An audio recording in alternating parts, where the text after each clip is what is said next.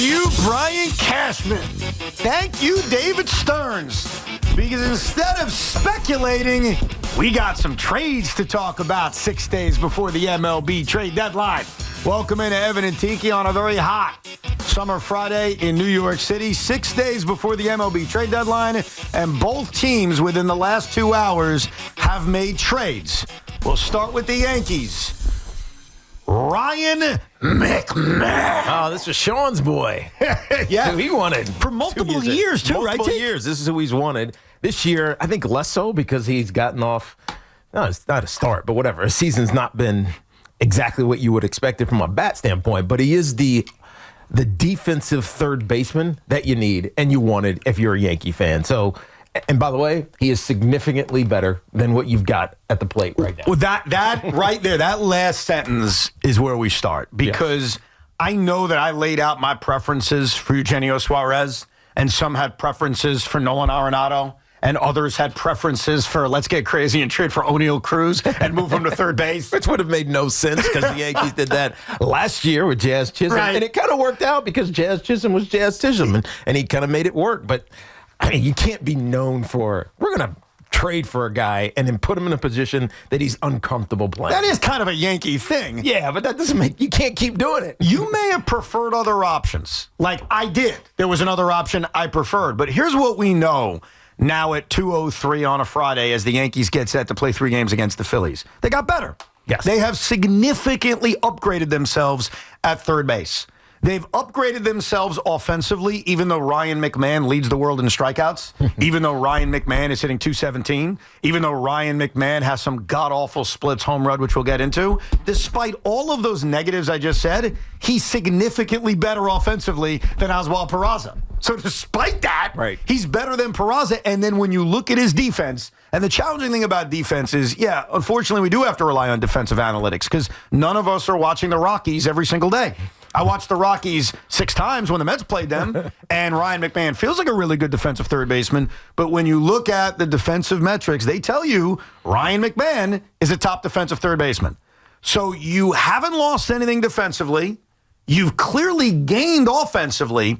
And then the other thing that you hope for, and I admit this is hope, is the pixie dust of a guy going from one of the most dysfunctional organizations in baseball, the Colorado Rockies, and coming to a winning environment. That maybe Ryan McMahon, who's basically given you 730, 740 OPSs the last few years, finds something by playing A, at Yankee Stadium, but B, in a much better lineup, in a pennant race, in a very different environment. Right, but even if he doesn't, he's better than what they had at third base. It's the same argument you would have had for O'Neal Cruz if he had come here because the Pirates are horrible. And at some point, you fall down because the ship is falling with you, falling down underneath you. And so it's kind of like, all right, this is a grind. This feels like work. This doesn't feel like fun. Coming to play baseball with a team that doesn't give a crap. And apparently the Colorado Rockies, until this year, didn't have analytics. Yeah. So you even go, hey, what could I do better? How are teams attacking me? We don't know. Right. So it's just he didn't have the structure around him to even try to get better or figure out what was going wrong with him, Ryan McMahon I'm talking about, and Colorado. But the other thing is he's a lefty stick. And so I know he's got 16 home runs on the season. Most of them, unfortunately, are in Colorado, where the air is thin. But perhaps the short porch helps you a little bit. But I think you're right. Just being in a situation where the expectation is now completely dwarfs what you were in could just lift you. Yeah, it doesn't always work that way, but I remember feeling that way last year about Jazz. I said that for a while. I think if you bring Jazz to New York, he's got star potential. And I don't know if I've been fully right or wrong about that quite yet. The jury's sort of out on Jazz. Mostly right. Mostly right? Yeah. You going to give me a victory on that one? Yeah, Okay. I think the Yankee fan really likes Jazz. Yeah, he's a good ball player. Yeah, absolutely. Is he the superstar I envision? Maybe not quite yet. No, I mean, he's not going to hit 30 home runs, but you almost feel like you trust the moment that he's going to come through. Yeah. And I think in this case, while Ryan McMahon is a flawed player, and he is, and you just touched on it briefly, the home road splits this season are deeply concerning. Now, what would make me feel better is that hasn't always been the case with Ryan McMahon. So this season, At home, he's a 250, 850 OPS player. On the road, it's 190, 590, which is terrible. But the good news is a year ago, it wasn't like that. Right. So it's not as if Ryan McMahon's entire career is built on being a Coors Field player. And so, yes, he strikes out a lot, even more than Suarez, but he's better than what you had. And sometimes it's as simple as that. When Aaron Boone writes out his lineup card, maybe not tonight because I don't think he's going to be in town quite yet, but Saturday or Sunday, and Ryan McMahon is the third baseman, and now Oswald Peraza, if he's still on this roster, is a super utility player, the Yankees are a better team. Yes. Were there other options at third base that offered greater returns? Sure.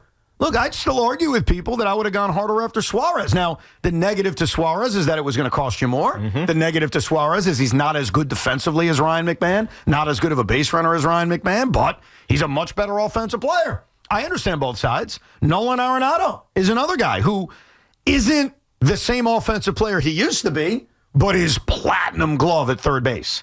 So there were other ways Cash could have gone. But I think what we know now, 6 days before the trade deadline, is you could just write your little check mark. They've improved at third base. They no longer have to throw Yorbit Vivas and Oswald Peraza out there every single day. And it's on to the next checked box, which is a starting pitcher and another reliever. Right, and he's controllable for 2 more years after this. So 2 years plus what's left on 25. By the way, that I'm not sure is a good thing. Because it depends on what he turns into. Well, Ryan McMahon's going to make $16 million next year. Now, it's not my money. It's not your money, even though a lot of people are going to Yankee Stadium tonight and they spent money. So maybe it is your money. The concern about McMahon making $16 million a year next year is what it doesn't allow you to do otherwise. Right. Because even though the Yankees are a big market team, much like the Mets are a big market team, there's always that kind of line of, well, we can't go above this. And is Ryan McMahon, with the numbers he's put up the last few years, a $16 million a year ball player? Not really. That's the negative. Yeah, but that's the cost you take to get better defensively. Sure. And by the way, who knows who is going to be available in free agency after the season at third base? I don't know. I mean, and so you make the best decision you can in the moment, or make the best deal, I think, in your Brian Cashman's case, you can make in the moment. And this feels like the best deal. They got better. The New York Yankees got better. Are they done? Listen, based on what Brian Cashman said a couple of weeks ago, and I went back and listened to it this morning just to refresh my memory on what Brian Cashman told us, because he's very honest with what he plans on doing. They're not done. Like, they're going to try to add a starting pitcher. They're going to try to add a reliever. Like, this is just checkbox number one. It wasn't all going to happen in one trade, but if memory serves correct, Brian Cashman said something about, quote, going to town. Do you remember that? I do. Do we have Brian Cashman saying, I'm going to go to town? We're going to go to town. We're going to do everything we possibly can. There you go. Does this count as going to town, Tiki? It's just probably a step towards town. I don't think you're in town yet. We're not in town We're going to go to town. What's next? The starting pitcher, probably? Yes. Most likely. And so it makes it less dependent upon the Cam Schlitlers of the world and Marcus Stroman. But he's stepping towards town. He's not in town yet. We're going to go to town. Stepping towards He's town. stepping towards town. You have a little bit less than a week, Brian Cashman, to get to town. Well, it's That's a good start, because I think that when I put that poll out 48 hours ago and I asked Yankee fans, all right, starting pitching, bullpen, third base, what's your biggest need? Even if Brian Cashman may have disagreed with you, 68% of Yankee fans said it was third base. Mm-hmm. They looked at this as the biggest need, and it's been addressed. And as flawed as Ryan McMahon is, he is far better than what they currently have. Now, for any Yankee fan who says, don't stop now, go get me a shortstop, that's not happening. Like, the Anthony Volpe discourse that we have, like, it's not coming externally. The only thing, though, that is now possible with a Ryan McMahon trade is Oswald Peraza, despite his 150 batting average, to me should still be on this roster. Yorbit Vivas is the guy that I don't need to see anymore. Right, he's probably expendable at this level. But now Oswald Peraza playing a little bit more of shortstop is at least on the table. Like, it's something I would strongly consider if Volpe doesn't get better. Right, so what does that do to Anthony Volpe? That's the question. If Anthony Volpe is now, it's not going to be every other day. They're not going to be, all right, you get a day here, you get 2 days here, you get a day. It's not going to be like Giancarlo Stanton at a DH with Ben Rice. But if there are days where Anthony Volpe is sat down and it's once every 5 days, what does that do to Anthony Volpe? Does it motivate him? Is it a reprieve? Is it God, I feel good to just rest for a minute? Now maybe I can work on some things when I'm not playing a game. What does it do to Anthony Volpe? That's the question. Okay, so it's a great question, but that's not my concern. So my concern would be this. And I know Oswald Peraza hasn't hit, which is part of the reason why Ryan McMahon was important acquisition. But if you go back to, let's say, June 14th, so we're a little over a month, Anthony Volpe is hitting 144. That's not playable. Like, that's not sustainable. It's basically the same as Peraza. Right, but there's been no recourse to ever sitting Anthony Volpe. He plays every single day. And so I'm not delusional enough to tell you that now that they got Ryan McMahon, they're going to go get a shortstop. They're not. But now at least you've opened up the possibility that once in a while, maybe Anthony Volpe doesn't play. Maybe Oswald Peraza does. Now, I get it. Peraza hasn't hit either, but has he hit that much worse than 144 over the last, 35 games? I mean, it's actually not that far off. But the point is, you now have yourself a way to not have to play Anthony Volpe every single day because he's a problem. Right. He's been a problem defensively all year. For some reason, he's gone backwards. And obviously, offensively, he just hasn't contributed much. By the way, over that same period of time that I just gave you with Anthony Volpe, Oswald Peraza's hitting 120. So it's bad all the way around. But my point is, even if Peraza isn't a better option, you're no longer married to have to play Anthony Volpe every day. How can he be that bad? Which one? Volpe. It doesn't make sense to me how he's that bad. From an offensive standpoint, or even from I'm just talking a defensive standpoint? Defense, it is what it is. Like, he's going through something. He's lacking confidence, and it's mostly on the throws. But you know what, Tate? That's actually more alarming to me than the offense. Why? Because that should be automatic? Because here's why. Because for 3 years, he's already been an inconsistent offensive player. It's nothing new. The defense, he was a Gold Glover 2 years ago. Like, he's gone backwards defensively. Brian Cashman's admitted it. Aaron Boone, if you just listen through the defense mechanisms he uses, he'll even admit it. Yeah. So the defense going backwards to me is more crazy than the fact that he's just streaky bad offensively, because he's kind of been that his entire career. Yeah, but I feel like those early couple of years with Anthony Volpe, at the very least, he was going to get on base and he was going to steal bases. And now it feels like he's a void. Yeah. He's just a black hole in your lineup, and there's nothing that's going to correct it. Well, one thing that can happen if it's not Volpe sitting more is that Volpe should be batting ninth every single game now. Because Ryan McMahon is a better hitter than what Oswald Peraza was. He's a better hitter than what Anthony Volpe was. And so maybe dropping him to the 9 slot, which we saw just a couple of days ago is something else you can try. So the Ryan McMahon trade makes the Yankees better. Now, the Mets made a trade too. And their trade is very, very typical of David Stearns. I did a Rico Bronya last night previewing the trade deadline, and in it I talked about David Stearns' history. Not just last year with the Mets, we all remember that, but even his time in Milwaukee. And David Stearns' track record, and I get that Milwaukee situation and the Mets situation is different, especially when it comes down to the finances. Right. He's big on adding relievers, and he's big on adding, you never know relievers. Right, the lottery ticket relievers. Yes. That was the phrase I used last year to describe Phil Maton and Ryan Stanek and Huascar Brazoban. And I think Gregory Soto kind of fits that. Now, personally, I've never been a huge fan of Gregory Soto. Sometimes he loses the strike zone completely. I may have lost some fantasy weeks because of him back in the day in Detroit. So this is personal. Well, isn't that our opinion on relievers in general? It's always personal. Because you don't see them enough. I don't. Unless they're on your team. Correct. You don't really know. And so when I've seen Gregory Soto over the years, whether it's in Detroit or Philadelphia or Baltimore, he has been incredibly streaky. So I can't come on the radio today and say, I love this move. But what I can say is it's a lottery ticket.